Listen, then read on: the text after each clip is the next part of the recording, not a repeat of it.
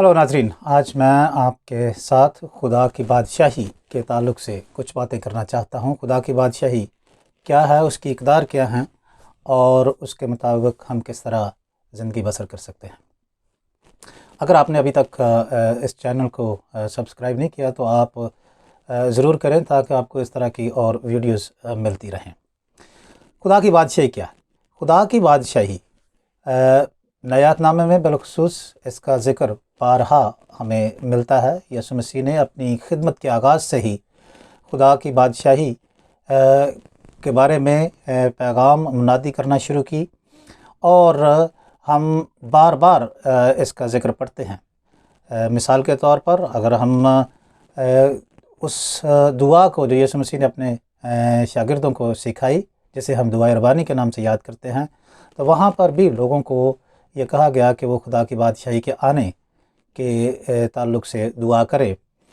खुदा की बादशाही के जल्द आने की बात हम देखते हैं मत्ती के इंजीली बयान के 5वें बाब की 3री आयत में हम देख सकते हैं। चौथा बाब उसकी 17वीं आयत में हम खुदा की बादशाही का ज़िक्र पढ़ते हैं। 5वें बाब में जिन्हें हम बेटिट्यूड्स कहते हैं या मुबारकबादियाँ कहते हैं, उसमें भी यीशु मसीह ने खुदा की बादशाही के ताल्लुक़ से बात की। अगर हम खुदा की बादशाही के ताल्लुक़ से तमासील पर गौर करें तो एक मुफस्सिर कहता है कि यीशु मसीह के तमाम तर तमासील जो है वो खुदा की बादशाही के मज़मून के तहत रख कर देखी जा सकती हैं। तो अगर खुदा की बादशाही जो है वो इतनी अहम है तो फिर हमें इसके बारे में संजीदगी से सोचना चाहिए। खुदा की बादशाही जो है वो यीशु मसीह के तमाम मिशन का अहाता करती है और उसी के कॉन्टेक्स्ट में यीशु मसीह की मिनिस्ट्री को समझा जा सकता है, जो अपनी माहियत के एतबार से है होलिस्टिक। इसमें तमाम चीज़ें शामिल हैं और नजात के एतबार से वो बादशाही है और यीशु मसीह की मिनिस्ट्री है। और इसका जो स्कोप है, इसकी जो वसअत है, वो कॉस्मिक है, यानी इसमें तमाम दुनिया शामिल है और तमाम कायनात मखलूक़ात शामिल हैं। तो इस एतबार से फिर अगर खुदा की बादशाही इतनी अहम है तो मैं ये समझता हूँ इस पर हमें बड़ी संजीदगी से गौर करना चाहिए।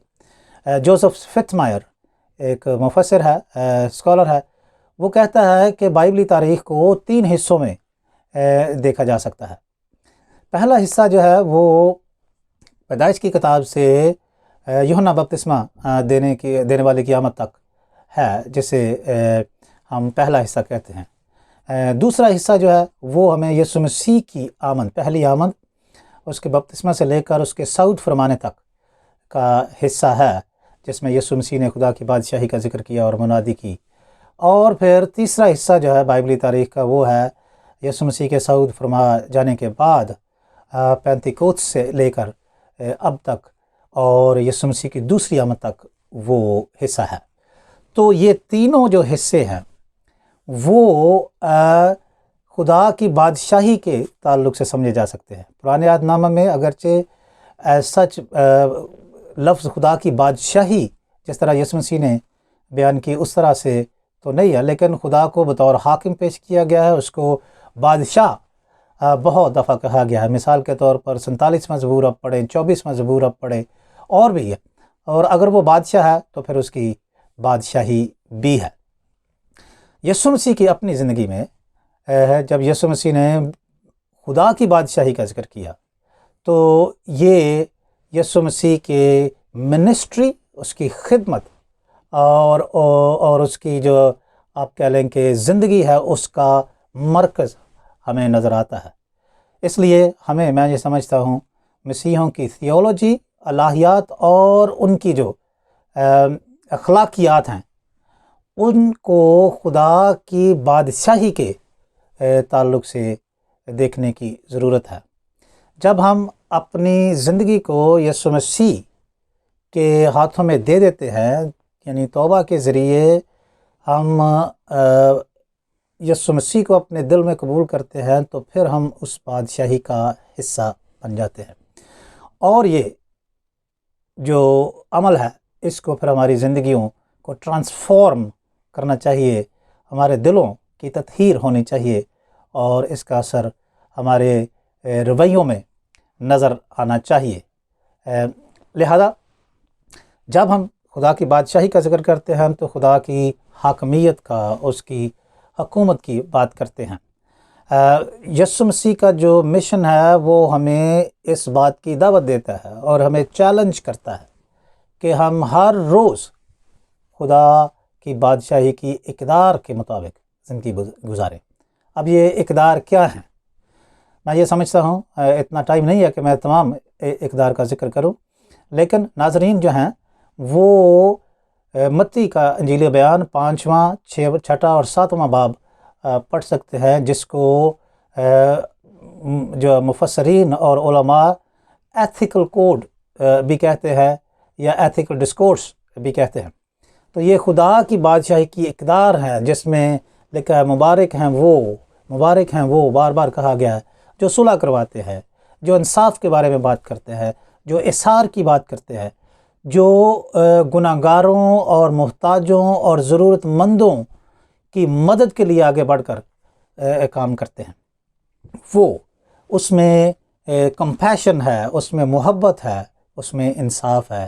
یہ تمام تر چیزیں اور بہت ساری چیزیں جو ہیں وہ خدا کی بادشاہی کی اقدار ہیں، اور ان اقدار کے مطابق یسوع مسیح نے اپنے شاگردوں اور دوسرے لوگوں کو زندگی گزارنے کی دعوت دی۔ اس میں حلیمی ہے، اس میں جو روح کی جو غربت کہہ لیں گے وہ ہے، اس میں مہربانی ہے، اس میں آپ کہہ لیں کہ امن ہے۔ یہ تمام وہ چیزیں ہیں جن کے مطابق ہمیں نہ صرف خود زندگی گزارنا ہے بلکہ اس کی ہمیں پروموشن کرنی ہے اور اس کی ترویج کرنی ہے۔ یہ جو کنگڈم ویلیوز ہیں یا بادشاہی کی اقدار ہیں، یہ انتہائی اہمیت کی حامل اس وقت ہو جاتی ہیں جب ہم اپنے ارد گرد دنیا کا جائزہ لیتے یا مشاہدہ کرتے ہیں، کیونکہ آپ اگر اپنے ارد گرد دیکھیں تو یہ خاص طور پر ترقی پذیر ممالک میں یہ بہت زیادہ ہمیں نظر آتی ہیں، جہاں پہ بے انصافی ہے، جہاں پہ رحم کی کمی ہے، برداشت کی کمی ہے، جہاں پہ معاشی ان ایکوالٹی ہے، جہاں پہ سوشل آپ کہہ لیں گے انکوالٹی ہے، جہاں پہ انصاف کا میسر آنا اتنا آسان نہیں ہے۔ تو یہ وہ تمام تر چیزیں ہیں جہاں پر خدا کی بادشاہی کے قائم کرنے اور اس کی منادی کرنے کی انتہائی ضرورت ہے۔ یسوع مسیح کے مشن میں ہمیں اس کے پارٹنر ہوتے ہوئے، اس کے میں شریک ہوتے ہوئے ہماری یہ ذمہ داری ہے، نہ صرف ہمارا یہ فرض ہے بلکہ یہ استحقاق ہے کہ ہم ضرورت مندوں کی ضرورت کو پورا کرنے کی کوشش کریں، ان کے ساتھ کنوکشن کے ساتھ انگیج ہوں، اور یسوع مسیح کی بادشاہی کے اس موقع کو ہاتھ سے جانے نہ دیں۔ لیکن یہ بات ذہن میں رکھیں کہ جب ہم خدا کی بادشاہی کی بات کریں گے، منادی کریں گے اور اس کی اقدار کے مطابق خود زندگی گزاریں گے یا زندگی گزارنے کی ترغیب دیں گے، تو یہ ایک خطرناک چیز ہو سکتی ہے، یعنی یہ رسک فری نہیں ہے۔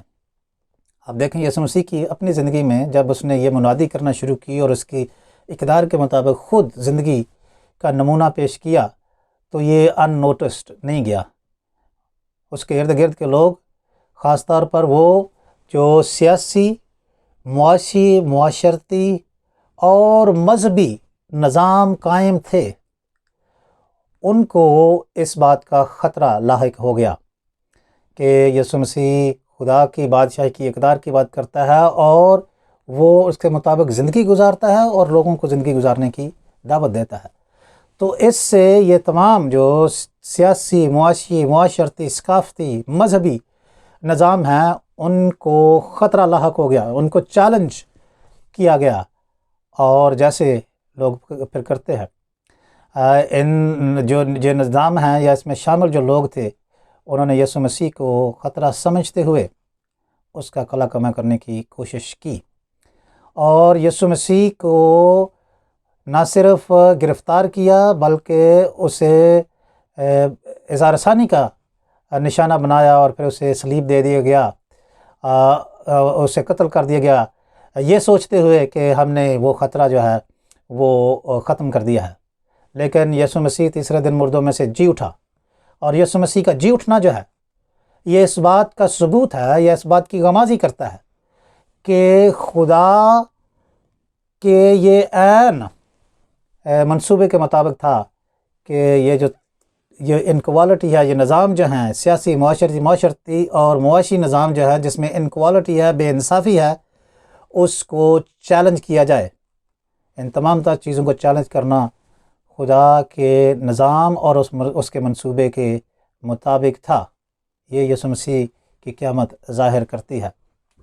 تو اگر یسوع مسیح کو اس طرح کے خطرے لاحق تھے، تو اگر ہم اس کی بادشاہی کی منادی کرتے ہیں، اس کی اقتدار کے مطابق، بادشاہی کی اقتدار کے مطابق زندگی بسر کرنے کی کوشش کرتے ہیں یا دوسرے لوگوں کو ترغیب دیتے ہیں، تو پھر یہ خطرے سے خالی نہیں ہو سکتا۔ وہی سیاسی، معاشی، معاشرتی اور مذہبی جو نظام ہیں جو اپنے اختیارات کا ناجائز استعمال کرتے ہیں، معاشی طور پر لوگوں کا استحصال کرتے ہیں، اور سیاسی طور پر لوگوں کو ان کے حقوق سے محروم رکھتے ہیں، ان کے لیے یہ خطرہ ہوگا، اور ہمیں اس خطرے کے لیے اور اس کے نتیجے میں جو اظہار ثانی ہو سکتی ہے یا مشکلات آ سکتی ہیں، اس کے لیے تیار رہنا چاہیے۔ یہ بڑی عجیب بات ہے کہ اگرچہ رومی جو سیاسی حکومتیں تھیں، اس سے بڑھ کر جو مذہبی حکومتیں تھیں، اندر کے جو لوگ تھے، یسوع مسیح کے جو یہودی لوگ تھے، بنی اسرائیل میں سے لوگوں نے اس کی زیادہ مخالفت کی۔ میں یہ سمجھتا ہوں آج بھی جو لوگ سنجیدگی سے اور تصحیح کے ساتھ بادشاہ کی اقتدار کے مطابق زندگی گزارنا چاہتے ہیں، اس کے مخالفین پہلے سب سے اندر سے ہوں گے۔ کلیسیا کے اندر سے لوگ ایسے لوگوں کی مخالفت کرنا شروع کریں گے، اور کئی طرح سے ان کو تنگ کرنے کی کوشش کریں گے، مشکلات پیدا کرنے کی کوشش کریں گے، کیونکہ وہ خود خدا کے حکومت کے نیچے، اس کے ہاتھ کے نیچے اپنے آپ کو کرنا نہیں چاہتے، اور جو نظام انہوں نے وضع کیے ہیں ان کو یہ چیلنج لگتا ہے۔ تاہم بادشاہی کا جو پیغام ہے یہ دیا جانا ضروری ہے، اور اس کو سنجیدگی سے دینا ضروری ہے۔ اب کچھ لوگ جو ہے وہ یہ حوالہ دے کر کہ فرانسس اسیسی کے نام سے یہ کہا جاتا ہے کہ اس نے ایک دفعہ کہا تھا کہ preach the gospel always but use the words only when needed۔ مطلب یہ ہے کہ خدا کی بادشاہی کا اعلان ہمیشہ کریں، لیکن الفاظ جو ہے اس وقت صرف استعمال کریں جب ضرورت ہو۔ مطلب تھا کہ عملی طور پر زیادہ کام کرو۔ اب اس کو لے کر لوگوں نے خدا کی بادشاہی کا جو پیغام ہے یا اس کے مطابق زندگیاں گزارنے کا جو طریقہ کار ہے، اس کو دو حصوں میں تقسیم کر دیا۔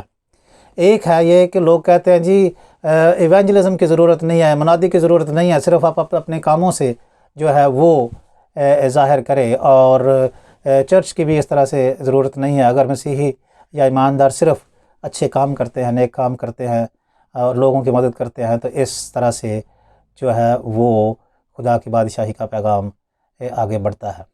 میں یہ سمجھتا ہوں کہ یہ کوٹیشن اگر فرانسس اسیسی نے کہی بھی ہے اور لوگ اس کا حوالہ دیتے ہیں، تو یہ بائبلی تعلیم کے مطابق نہیں ہے، کیونکہ یہ آدھا سچ ہے۔ یسوع مسیح نے اپنی خدمت سے یہ ظاہر کیا کہ بینگ اینڈ ڈوئنگ سائڈس دونوں جو ہیں وہ ساتھ ساتھ چلنی چاہیے۔ منادی بھی کی جانی چاہیے، اور عملی طور پر اس منادی کے پیغام کو یا بادشاہ کی اقتدار کے مطابق زندگی گزار کر دوسرے لوگوں کی مدد کرنا، استحصال جہاں ہوتا ہے اس کو چیلنج کرنا، جہاں بے انصافی ہے اس کو چیلنج کرنا، اور اس طرح سے اور جتنی بھی انکوالٹیز ہیں چیلنج کرنا ضروری ہے۔ لیکن اس میں ایونجلزم بھی ضروری ہے، یسوع مسیح کو بطور نجات دہندہ پیش کرنا اور اس کی بادشاہی میں لوگوں کو آنے کی دعوت دینا اس کا لازمی جز ہے۔ یہ دونوں چیزیں ساتھ ساتھ جاتی ہیں، ایک نہیں۔ یہ صرف ایونجلزم بھی نہیں کہ کچھ لوگ جو صرف کہتے ہیں جی ہمارا کام صرف منادی کرنا ہے اور باقی کام ہمارا نہیں ہے، باقی سوشل ورک کا کام ہے، یہ بھی میں سمجھتا ہوں کہ کلام کے مطابق نہیں ہے۔ تو دونوں چیزوں کو ساتھ ساتھ چلنا چاہیے۔ اب سوال یہ ہے کہ یہ جو خدا کی بادشاہی کی اقدار ہے وہ اس کے مطابق ہم زندگی گزار رہے ہیں یا نہیں۔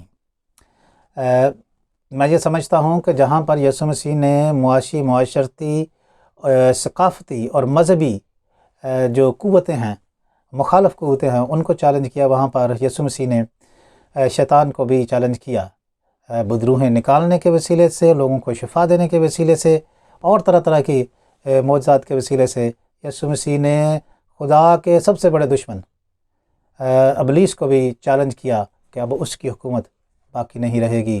ہمیں یہ تمام چیزیں جو ہے اکٹھے کرنی ہیں، روحانی طور پر بھی چیلنج کرنا ہے ابلیس کو اور اس کے کرندوں کو جو سیاسی، معاشی، معاشرتی، مذہبی اور ثقافتی نظاموں کے وسیلے سے برسر پیکار ہے، ان سب کو چیلنج کرنا ہے۔ تو دو سوالات میں یہ سمجھتا ہوں ہمیں اس پر سوچنے کی ضرورت ہے۔ پہلی بات کہ کیا ہم یسوع مسیح کی بادشاہی کا حصہ ہیں خود؟ کیونکہ اگر ہم خود حصہ نہیں ہیں تو پھر ہم اس کی بادشاہی کی ترویج کا صحیح طور پر نہ بیان کر سکتے ہیں اور نہ اس کی وسعت کے لیے کام کر سکتے ہیں۔ تو خدا کی بادشاہی کا حصہ کیسے بنا جا سکتا ہے؟ یہ میں نے پہلے عرض کر دیا ہے کہ اپنے گناہوں سے پھرنا، مسیح کا اقرار کرنا بطور نجات دہندہ، اس کو اپنے دل میں قبول کرنا، اور پھر اس کی بادشاہی کی اقدار کے مطابق زندگی گزارنا۔